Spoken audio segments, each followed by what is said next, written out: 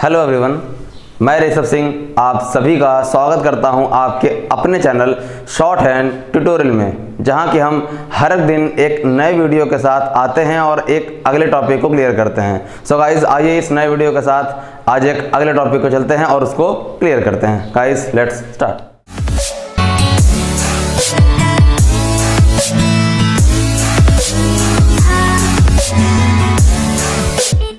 So guys, आज का जो हमारा टॉपिक है वो आपके बुक से नहीं है, बल्कि आपके ही लोगों में से जो हमारे पास कमेंट या फिर डीएम आ रखे हैं उसके बारे में डिस्कस करते हैं। इन शॉर्ट अगर मैं ये कहूँ तो आज हम यहाँ इस वीडियो को लेकर के आए हैं आप तक सिर्फ और सिर्फ आपके क्वेश्चंस के आंसर देने के लिए। आप लोगों ने मुझ तक बहुत सारे क्वेश्चंस किए हैं, जस्ट लाइक सर मुझे ये टॉपिक क्लियर नहीं हो रहा है, सर ये पर्टिकुलर वर्ड मुझे समझ में नहीं आ रहा है, सर ये पर्टिकुलर चीज़ें क्लियर नहीं हो पा रही हैं। तो उसके ही बारे में आज हम यहाँ पे डिस्कस करेंगे। इनमें से काफ़ी लोगों ने मुझे बार बार कई सारे जगहों से मैसेज किए, कुछ लोग कर्नाटका से, तेलंगाना से, इवन कश्मीर एंड पाकिस्तान से मैसेज आए हैं कि सर ये टॉपिक क्लियर नहीं, सर ये चीज़ें कैसे करेंगे। तो आइए इन चीज़ों के बारे में हम इस वीडियो में डिस्कस करते हैं। सो गाइस, देखते हैं। सबसे पहला जो हमारा सवाल था, हमने सवाल को लिख रखा है। सबसे पहला क्वेश्चन है सर कि लाइट एंड डार्क स्ट्रोक्स को हम डिफरेंशिएट कैसे करेंगे जब हम चीज़ों को स्पीड में लिखते हैं। इट मीन्स कि अगर हम मैटर लिख रहे हैं तो कौन सा स्ट्रोक लाइट होगा, कौन सा स्ट्रोक डार्क होगा, हम उसको समझेंगे कैसे। बिकॉज फर्स्ट थिंग, अगर आप स्पीड में लिख रहे हैं ना तो आप पेन से लिखेंगे, क्योंकि आप स्पीडर बैच में चले गए तो आप पेन से लिख रहे हैं। अब पेन से लाइट एंड डार्क की चीज़ें क्लियर नहीं हो पाती हैं। I agree. ये क्वेश्चन आ रखा है नीरज की तरफ से। तो नीरज, डोंट वरी, आपकी इस प्रॉब्लम को हम सॉल्व अभी के भी करते हैं। देखिए, होता क्या है, जब आप चीज़ों को पढ़ रहे होते हैं, जब आप बिगिनर होते हैं, तो बिगिनिंग कंडीशन में क्या होता है, आपको सारी चीज़ें इवन मेजर्स एंड माइनर्स दोनों को कवर करके चलना पड़ता है। चाहे वो वॉवल से लेकर के हो, चाहे वो आपके स्ट्रोक कॉन्सोनेंट से लेकर के हो, इवन प्लेसिंग, चाहे कुछ भी हो। बट जैसे जैसे ना आपका लेवल अप होता रहता है, बिगिनर से आप थोड़े से ऊपर बढ़ते हैं, इंटरमीडिएट आएंगे, फिर प्रो प्लेयर पर चले जाएंगे, तो आगे जाए क्या होता है, आपको सारी चीज़ें खुद ब खुद क्लियर हो जाती हैं। वहाँ पे आप लाइट और डार्क डिफरेंशिएट करने की, मतलब आपको with the help of pen और पेंसिल ज़रूरत नहीं पड़ती, आप उसको खुद ही पढ़ लेते हैं। क्योंकि आपका जो सेंटेंस होता है ना, सेंटेंस पर्टिकुलरली उस वर्ड को या फिर उस साउंड को क्लियर कर देता है। अब सपोज आपने ये बनाया, कोई भी एक वर्ड बनाया, पी एन टी। अब आप सोचेंगे कि सर ये पी है या बी है, ये टी है या डी है। ठीक है, जो क्वेश्चन आ रखा है नीरज की तरफ से वो इसी को लेकर के है। तो ये पी टी, पी बी या फिर टी ओ डी में जो कन्फ्यूजन है, इसके पहले जो हमारे वर्ड्स आ रखे हैं और इसके बाद जो हमारे वर्ड्स आ रखे हैं, या फिर जो हमारा ये मैटर, पर्टिकुलर मैटर लिख रहे हैं, इस मैटर की जो हमारी समरी है, कोई भी आप, अगर आप राइटिंग में जाना, कोई भी आप मैटर लिखते हैं ना, तो मैटर आपको पर्टिकुलर एक समरी देती है कि हाँ ये मैटर किस टॉपिक से या किस चीज़ के बारे में है। तो वो सारी चीज़ें आप एनालाइज करेंगे और जैसे जैसे आप आगे बढ़ते जाएंगे ना अपने इस शॉर्टहैंड की फील्ड में, आपको ये सारी चीज़ें क्लियर हो जाती हैं। तो वहाँ पे इसके बारे में सोचना कि सर लाइट डार्क को हम कैसे अलग करेंगे, वहाँ ऐसा कोई सीन नहीं होता है। तो नीरज, डोंट वरी इसके लिए। ओके, नेक्स्ट हमारा अगला क्वेश्चन है फिर से नीरज की तरफ से कि सर अल्टरनेटिव फॉर्म जो आपका F L and V L का बता रखा था सर आपने, उसमें एफ एल का राइट मोशन यूज़ करते थे हम और वी एल का था, और उसका लेफ्ट राइट का भी यूज़ करते थे। तो राइट एफ एल और वी एल का राइट फॉर्म कब यूज़ करते थे, आफ्टर, याद होगा आप लोगों को, आफ्टर किसी भी अप स्ट्रोक, यही था ना, आफ्टर अप स्ट्रोक या फिर के और जी के तुरंत बाद, सॉरी के जी एंड एन, के जी एंड एन, इनके तुरंत बाद अगर हमारा एफ एल या वी एल आता था तो हम एफ एल और वी एल का राइट कर्व यूज करते थे। अब इनका नीरज का सवाल है सर, एक वर्ड है ये फ्लैस्क, इसको हमने इस तरीके से क्यों बना रखा है ना, जबकि एक इसके साथ क्या अटैच है। नीरज, चीज़ों को आप यहाँ से देखिए, मैंने क्या बोल रखा है, एफ एल या वी एल कब आएगा, आफ्टर एनी अप स्ट्रोक या फिर के जी एन। आफ्टर बोले तो बाद में, मतलब अगर के जी एन के बाद आए तो मीन्स के जी का, के का पहले आना जरूरी था, के का बाद में आना जरूरी नहीं है। और इन सारे कंडीशंस के अलावा मैंने कहा था इनके अलावा सारे अदर कंडीशंस में ये लेफ्ट कर्व में यूज होगा। एंड आई थिंक ये जो फ्लैस्क वर्ड है या फिर जो हमने आउटलाइन बना रखी है वो इस कैटेगरी के अंडर में नहीं आता है, क्योंकि यहाँ पे आपका क्या दिख रहा है, आप साफ साफ देख पा रहे हैं आफ्टर लिख रखा है मैंने। आफ्टर मीन्स बाद में, तो इसके वो बाद आता है, मतलब अगर के पहले आएगा KFL तो ये राइट कर्व में जाएगा। अगर ये FL प्लस K है ना तो ये इस रूल को फॉलो नहीं करता है, तो ये इस कर्व को ही फॉलो नहीं करेगा। ठीक है, नेक्स्ट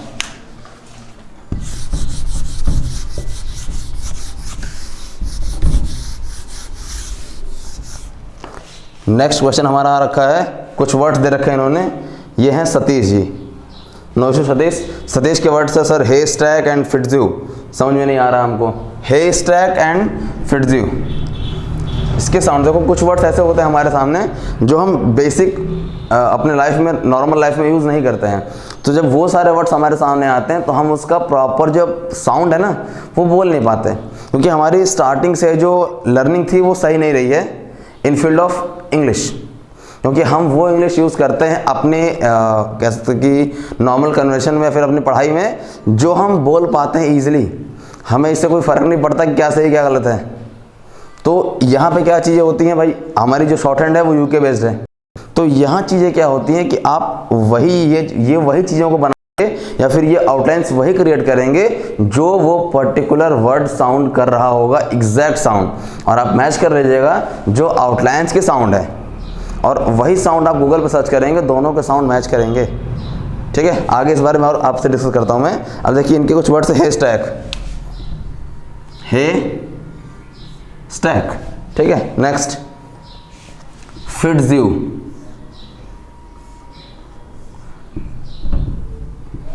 ठीक है, हे स्टैक फिट्ज्यू।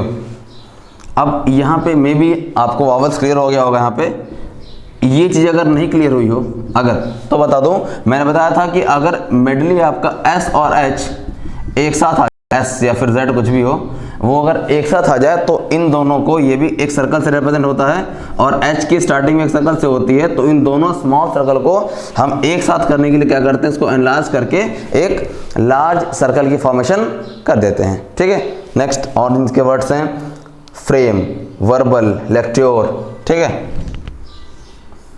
Frame, verbal, लेक्ट्योर। हम बेसिकली इसको पढ़ते होंगे lecture, but it's not lecture, it's lecture. Okay, next stickle, steeple, ST and KL, stickle, steeple, ST and PL, steeple. अब आपके मन में अगर ये ख्याल आ रहा होगा सर ये ST है, हमने ST का लूप पढ़ रखा है ऑलरेडी, तो सर इसको हम ST के लूप के साथ क्यों रिप्रेजेंट नहीं करेंगे, क्योंकि अगर ST का यहाँ पे आपने लूप बना दिया तो आपके पास क्या बचा, KL, और KL इस इनिशियल हुक में आप सिर्फ और सिर्फ S का सर्कल अटैच कर सकते हैं, S का सर्कल अटैच कर सकते हैं, ST का लूप अटैच नहीं कर सकते हैं। तो इस कंडीशन में हमने क्या कर दिया, ST को अलग कर दिया, KL को अलग कर दिया, दैट्स इट।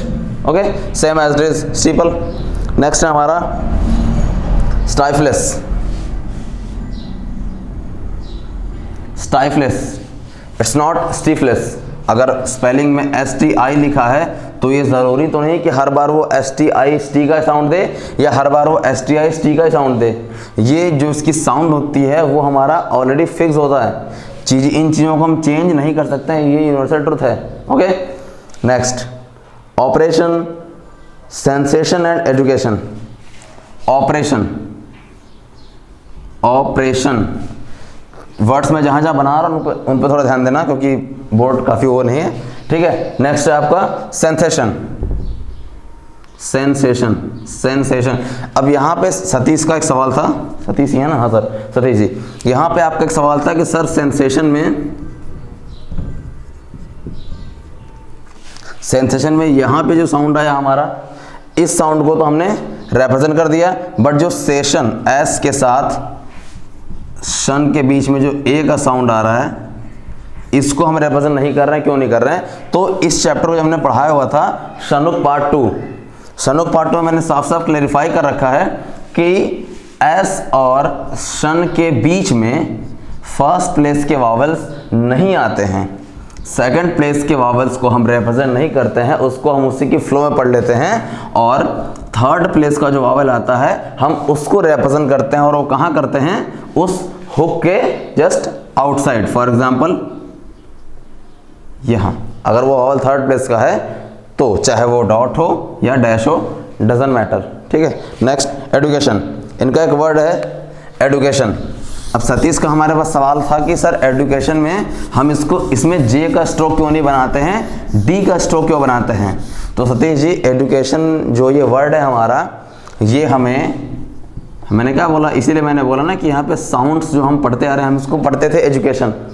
तो जाहिर सी बात है, आपने बोला एजुकेशन तो आपकी जो सोच होगी या फिर आप जितना सोचेंगे यही सोचेंगे सर यहाँ पे जे बनना ही चाहिए, क्योंकि आप बोल रहे हैं जे। और शॉर्ट हैंड क्या है? साउंड बेस्ड होती है हमारी। शॉर्ट हैंड साउंड बेस्ड, जो आपने बोला आपने बनाया, तो अगर आपने गलत बोला तो आप गलत ही बनाएंगे। तो इनकेस आपको इन फ्यूचर किसी और वर्ड्स में प्रॉब्लम ऐसा हो कि सर यहाँ हम साउंड कुछ और निकाल रहे हैं और यहाँ स्ट्रोक बन कुछ और रहा है, तो नेक्स्ट टाइम से आप क्या करिएगा, इसको आप गूगल सर्च कर लीजिएगा या फिर अपने फ़ोन में प्ले स्टोर से कोई भी डिक्शनरी डाउनलोड कर लीजिएगा और उस डिक्शनरी में उस वर्ड को एंटर करके साउंड सुन लीजिएगा। अगर वो साउंड आपका जे का देगा तो जे बनेगा, कोई सा भी साउंड। तो इसका जो हमारा ओरिजिनल साउंड होता है वो होता है एडुकेशन, एड्यूकेशन, और इसमें आपका first coming vowel second place का है तो बनेगा लाइन पे। ठीक है, ऑन द लाइन। नेक्स्ट हमारा सर, ये हमें क्वेश्चन आ रखा है, ये हमारे मित्र हैं पाकिस्तान से, इन्होंने हमको मैसेज किया था, नाम इनका नहीं पता हमें, इन्होंने मैसेज किया था सर वॉवल्स को कब तक, मतलब कब तक पढ़ना है, वॉवल्स को हमें कब तक पढ़ेंगे और वॉवल्स कब ओमिट करेंगे और कैसे ओमिट करेंगे। तो देखिए वॉवल्स क्या है आपकी, वॉवल्स आप क्यों लगाते हैं? फर्स्ट ऑफ ऑल आप वॉवल्स आप लगाते क्यों हैं? क्योंकि आपको चीज़ों को समझने में आसानी हो। तो जिस दिन आपको ये लग जाए कि आपको आसान चीज़ें नहीं चाहिए, इट मीन्स कि आप इतने मैच्योर हो गए कि आप चीज़ों को खुद से एनालाइज करने लग जाएंगे, उस दिन से आपको वॉवल्स लगाने की ज़रूरत नहीं होती है। बट फिर भी मैं ये कहूँगा कि जब तक आप बुक पढ़ रहे हैं एटलीस्ट तब तक वॉवल लगाइए। बुक आपको खुद ही गाइड करता है। आप देखेंगे बुक में ऐसे आप आगे बढ़ते जाएंगे तो एसेंशियल वॉवल्स क्या होता है, मैंडेटरी वॉवल्स क्या होते हैं, वॉवल इंडिकेशन क्या होते हैं, सब कुछ क्लियर होती जाएगी कि हाँ यहाँ पे ये वॉवल लगाने हैं, और अगर नहीं लगा रहे हैं तो क्यों नहीं लगा रहे हैं, किस कंडीशन में लगाएंगे, सारी चीज़ें स्टेप बाय स्टेप बुक खुद क्लियर करती है। उसके बाद भी अगर आपको लगता है कि हाँ किस किस वर्ड्स में लगाएं ना लगाएं, तो आप दोबारा मुझसे पूछ लीजिएगा, हम उसको क्लियर कर देंगे। ओके, नेक्स्ट हमारा इनका नाम तो नहीं पता हमें, इन्होंने हमको मैसेज किया sir I am from Delhi, sir vowel याद नहीं होता हमको। कोई दिक्कत नहीं है। देखिए वॉवल अगर आपको याद नहीं हो रहा है, जाहिर सी बात है आप जहाँ भी पढ़े होंगे वहाँ उन्होंने आपको वॉवल बताया हुआ कितने वॉवल्स होते हैं, पावल दैट नॉट सब कुछ। बाकी मैंने वीडियो डाल रखी है वॉवल्स के ऊपर लेकर के, उसमें मैंने पूरा एक वॉवल चार्ट तैयार करके रखा होगा। उस वॉवल चार्ट को अगर आपको वॉवल याद नहीं हो रहे हैं ना, जाहिर सी बात है आपने बुक स्टार्ट किया, प्रैक्टिस कर रहे होंगे तो 1 page 2 page 3 page 4 page practice करेंगे वॉवल्स के चैप्टर की। उसके बाद भी आपको वॉवल याद नहीं है तो आप स्टार्टिंग से करिए, जैसे आपने वॉवल पढ़ लिया उसके बाद जब आप वॉवल्स की एक्सरसाइज की प्रैक्टिस कर रहे हैं तो हर एक पेज पे, ये आपकी कॉपी का पेज है, इतना ऊपर कह रहे खाली होता है, आप लिखना यहाँ से स्टार्ट करते हैं ना, ठीक है। फिर यही सेम इसके सामने वाली पेज होती है ऐसे ही, ये एरिया खाली, फिर पेज को पलटते हैं आप तो एरियाज जो खाली होते हैं ऊपर के ना, यहाँ पे आप देख करके, बिना देखे नहीं क्योंकि अभी आपको याद नहीं है, देख करके आप बार बार वॉवल चार्ट को यहाँ पे हर एक पन्ने पे, ऐसा नहीं कि यहाँ बना दे तो यहाँ बनाने की क्या जरूरत है, क्योंकि आप यहाँ इसको इसलिए नहीं बना रहे हैं कि आप देख के प्रैक्टिस कर सकें, इसलिए बना रहे हैं ताकि आप प्रैक्टिस करके इसको याद कर सकें। आप वर्ड्स की प्रैक्टिस 2 बार नहीं 4 बार कर लेंगे, लेकिन वॉवल्स की प्रैक्टिस कर रहे हैं क्या? नहीं, सिर्फ उसको देखा और चल दिए। याद करना है, डेली प्रैक्टिस होगी, क्योंकि आप अगर एक दिन में 4 पेज भी करते हो ना तो 4 बार आपने वॉवल्स की प्रैक्टिस की, सिर्फ चार्ट की हेल्प से, बाकी इस चार्ट को देख करके मैच करके जितने वर्ड्स बना रहे हो वहां भी आप वॉवल्स को रिवाइज कर रहे हैं तो वॉवल्स याद हो जाएंगे। Okay, next sir, vowel inside large circle, इन्हीं का क्वेश्चन है कि सर जो लार्ज सर्कल आपने बनाया बताया हुआ है उसमें अगर वॉवल सर्कल के अंदर है तो उसको कैसे पढ़ेंगे, क्योंकि वॉवल्स तो हमारे पास 12 हैं, तो ये हमारा लार्ज सर्कल है और मैंने क्या बताया था कि इसके अंदर हम वॉवल्स को रिप्रेजेंट करते हैं एक्सेप्ट ए, क्योंकि उसको हम उसी के फ्लो में पढ़ लेते हैं। बाकी बचे जितने भी वॉवल्स हैं आपके, एक वर्ड आपको मैं ले लेता हूं यहाँ पे, एग्जॉस्ट। आपने एग्जॉस्ट ये बनाया होगा, ठीक है, और एक वर्ड आ गया एग्जिस्ट, आपने एग्जिस्ट ये बनाया होगा। अब इनका सवाल यही होगा आई थिंक मेरे अकॉर्डिंग कि सर ये जो वॉवल लगा रखा है, अब ये फर्स्ट प्लेस का है और ये थर्ड प्लेस का है, हम कैसे रिकॉग्नाइज करेंगे, कैसे आइडेंटिफाई कर पाएंगे कि ये फर्स्ट प्लेस का है थर्ड प्लेस का है।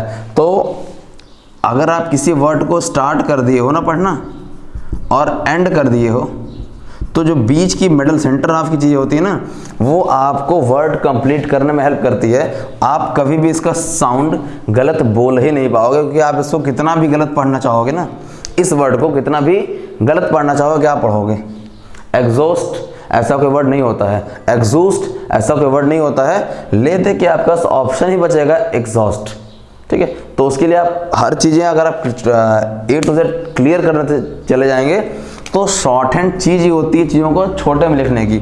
आप इसको जितना बड़ा लिखते चले जाएंगे चीज़ें बड़ी होती जाएंगी, आप अपने आप को इम्प्रूव नहीं कर पाएंगे। Okay, next sir, alternative form FR-VR में डॉट वॉवेल। वैन का अगला सवाल ये है कि सर जो FR-VR में अल्टरनेटिव फॉर्म हमने पढ़ा हुआ है उसमें जो वॉवेल्स रिप्रेजेंट हो रहे हैं तो डॉट और जो डैश हम रिप्रेजेंट कर रहे थे, डॉट और डैश, ठीक है, इसको इंटरवेनिंग की हेल्प से रिप्रेजेंट कैसे करते हैं।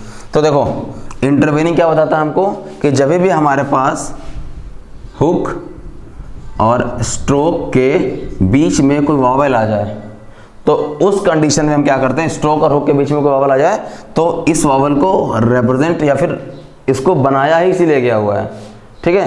तो जब भी इन दोनों के बीच में कोई डॉट वॉवेल आता है तो उसको हम सर्कल से रिप्रेजेंट करते हैं और डैश आता है तो उसको हम डैश से रिप्रेजेंट करते हैं। मतलब in place of dot we use a circle. हाँ, डॉट की जगह पे क्या करते हैं हम, सर्कल, और डैश को डैश ही रखते हैं और इसको रिप्रेजेंट कहाँ करते हैं, आइदर बिफोर द स्ट्रोक और after the stroke, it all depends upon the particular word, क्योंकि हर वर्ड का अपना एक अलग रूल होता है और ये सारे रूल उस टॉपिक में क्लियर हो रखे हैं, alternative form of F and R, ठीक है।